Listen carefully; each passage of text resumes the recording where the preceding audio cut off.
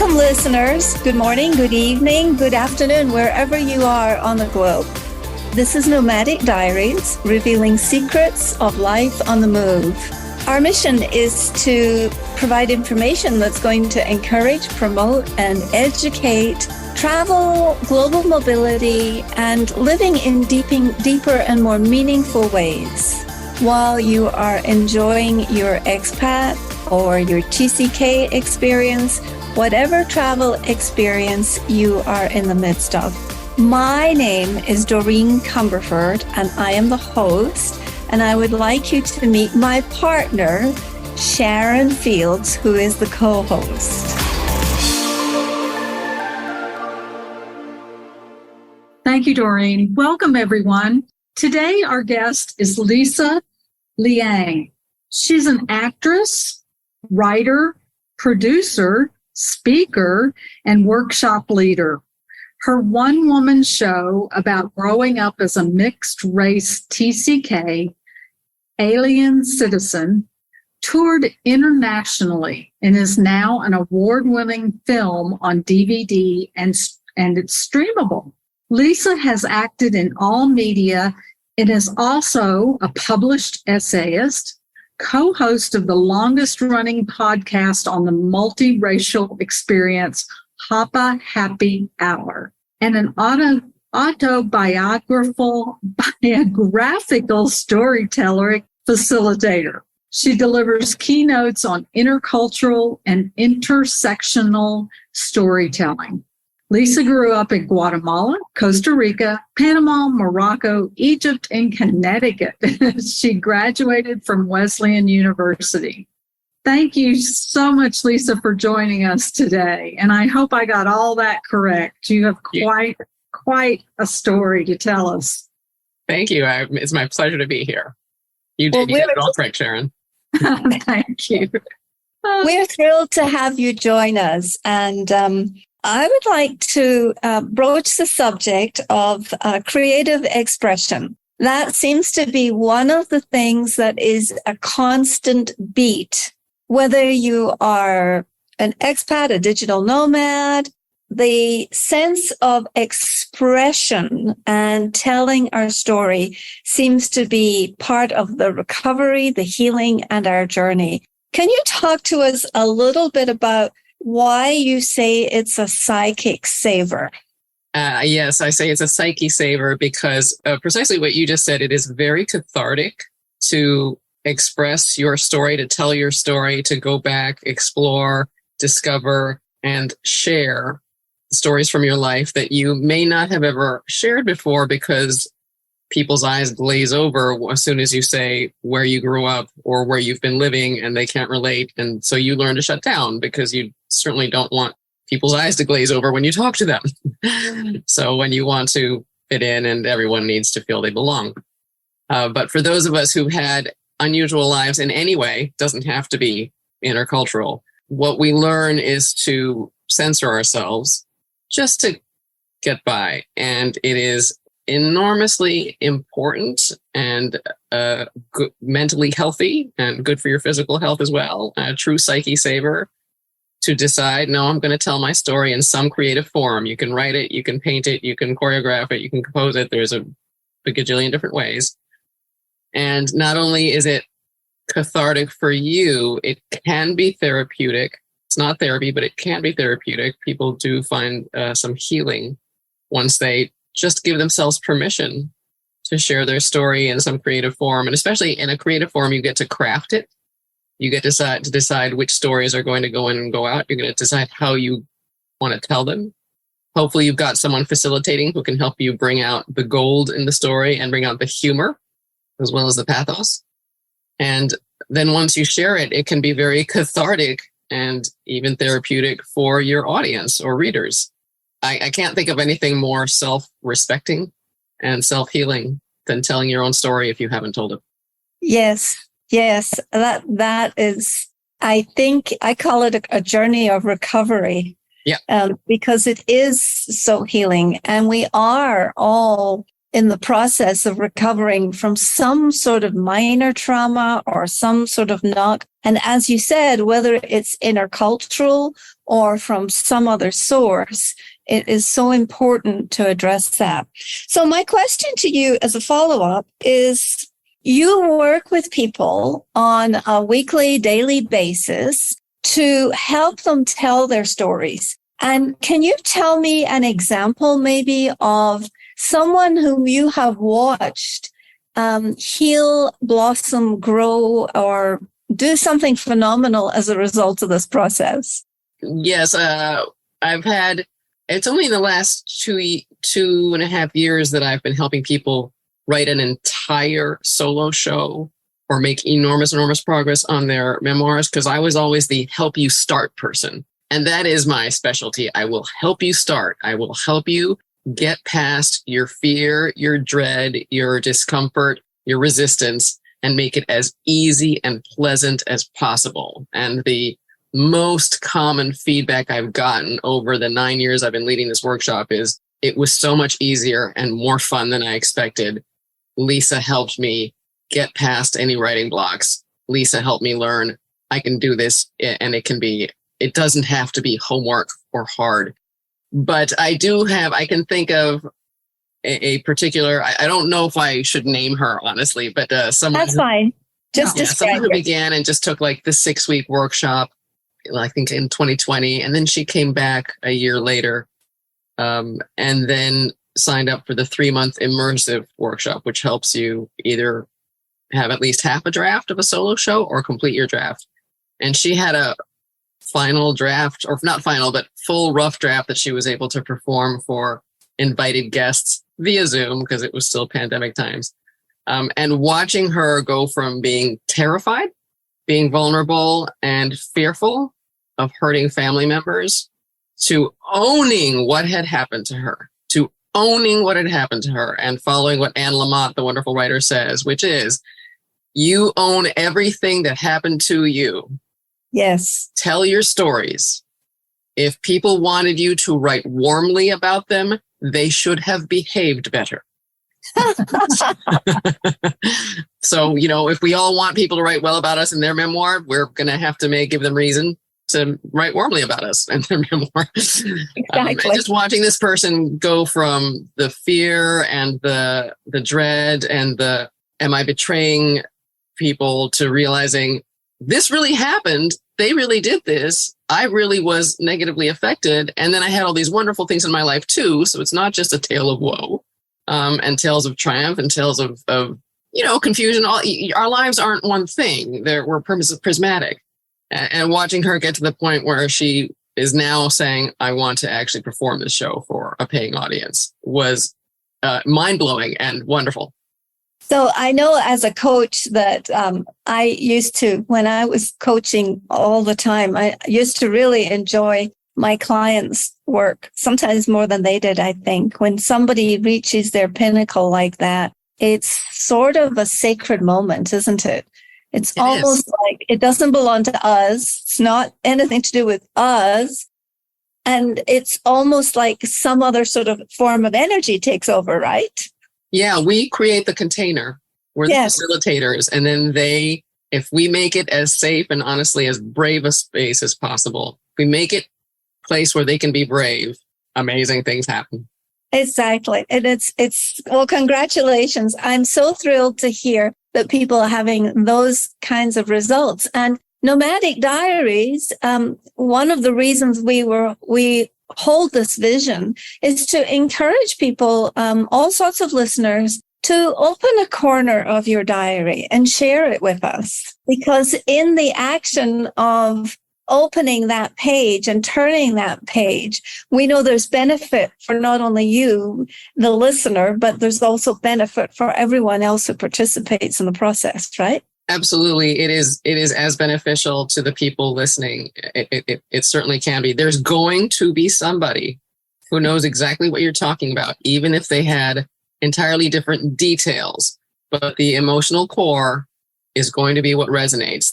What happened to you emotionally, they are going to understand, and you will make them feel less alone. You're doing a service if you share your story. And why is that, Lisa? I think because even though people who grew up or are living in some unusual way may feel like they need to censor themselves more, the whole world feels like they need to censor themselves and be careful and fit in and belong and not be an outcast.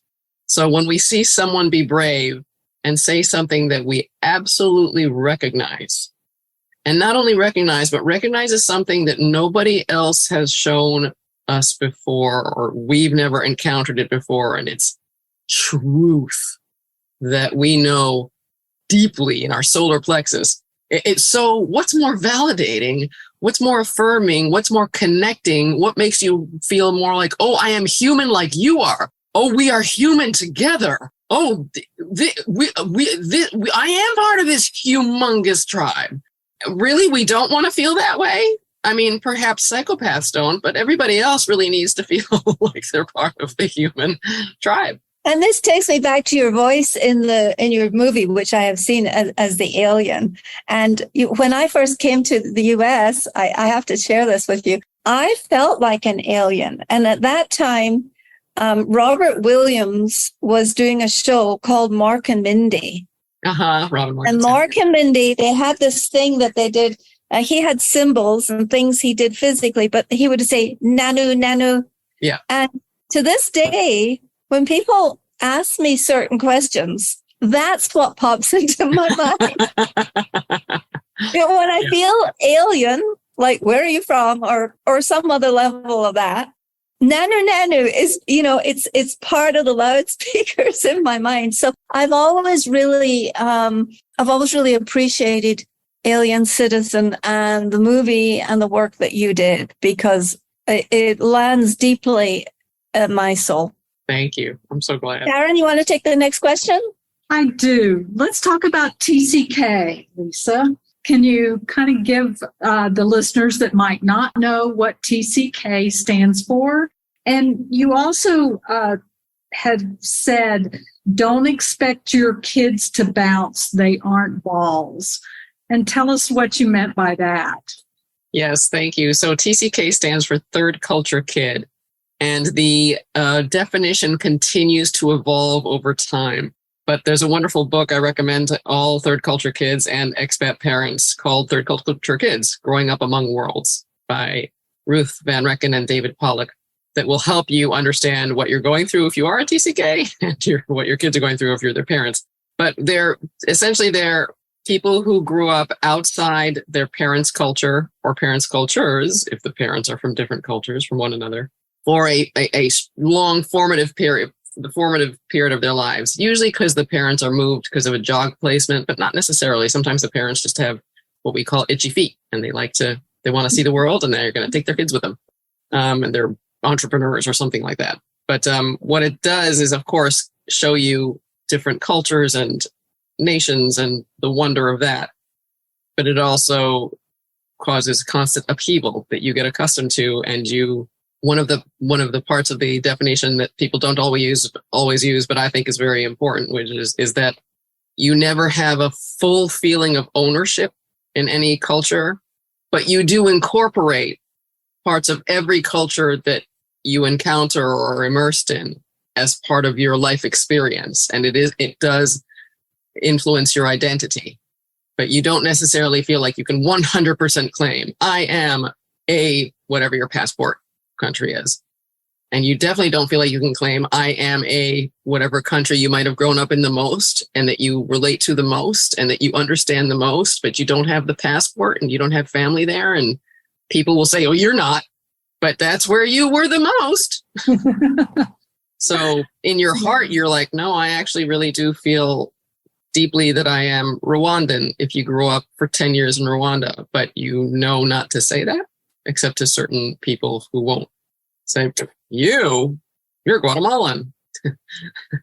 I'm saying that because I'm Guatemalan. I didn't grow up in Rwanda, but that's just an example.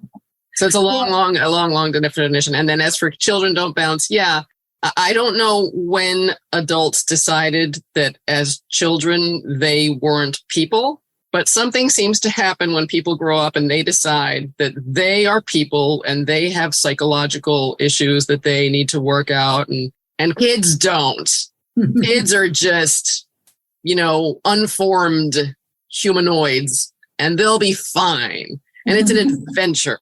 And certainly many things about moving place to place can be adventurous. It can also be very scary. And it also teaches the kid impermanence, rootlessness, inconstancy. You are forgetting that every time you move, you have to learn new rules. What is this area's, what is this region's rules? And what is this group of expats? Because if you're an expat, you're probably going to find the other expats. What are their rules? How are they different from the last expat bubble's rules? Your kids do too. They have to learn brand new rules. And everything's being reflected back at them differently. This group of people reacts to them this way because of the way they look or talk or dress, or all three of those things.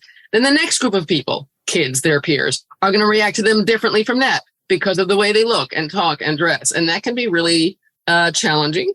And so my thing I say to expat parents when they ask me is like, should I not move my kids? Like, no, it's not that you can't move your kids. But you cannot expect them to bounce every time you move them. They are not bulls. They are people like you. And they don't have the psychological development of an adult. You learned all sorts of things as you were growing up that helped you cope. You also just have literally adult psychological development. Children don't. So expecting the child to be able to handle change with the maturity of an adult is silly. And that's a euphemism for what it really is. So I am sorry. I know it's horribly inconvenient, but as the parent or guardian, it's your job to make yourself a safe place and a safe space for your kids so that they can come to you and talk to you without being told, look on the bright side or you're wrong about the hard parts. Please don't gaslight your children, and please don't teach them that anything that's hard should be ignored. Thank you. That is my mountaintop grandstanding speech to all. And I know there's tons of wonderful parents. My parents were actually quite wonderful.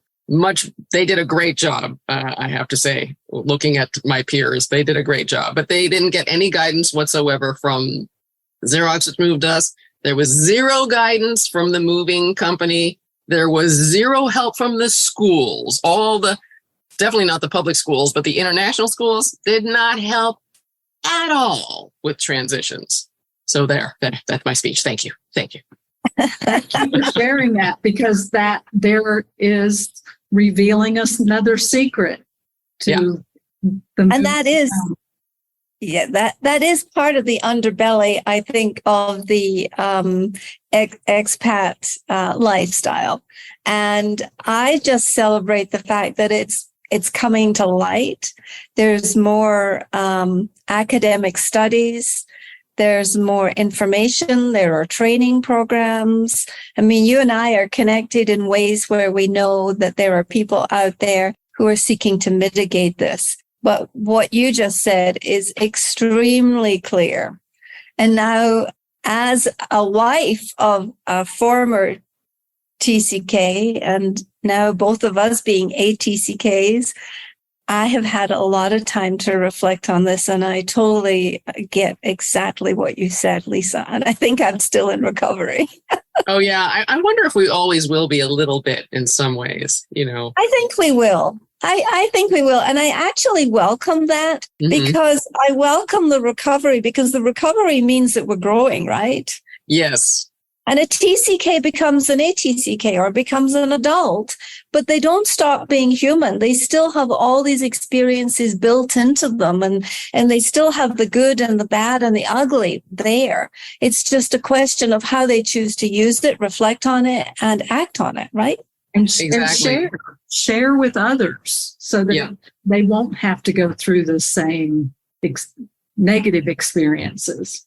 And I have to say, because of it's part of the message of my show that's now Film Alien Citizen, is that if you give, one of the lines is, if you give yourself permission to speak about the pain, you can be so much more grateful for the wondrous things that if that's no longer the thing that you're shutting down and pretending isn't there, which takes all of your energy when you just release it. Here it is. Oh, look, it didn't kill me to say it. I wasn't struck by lightning.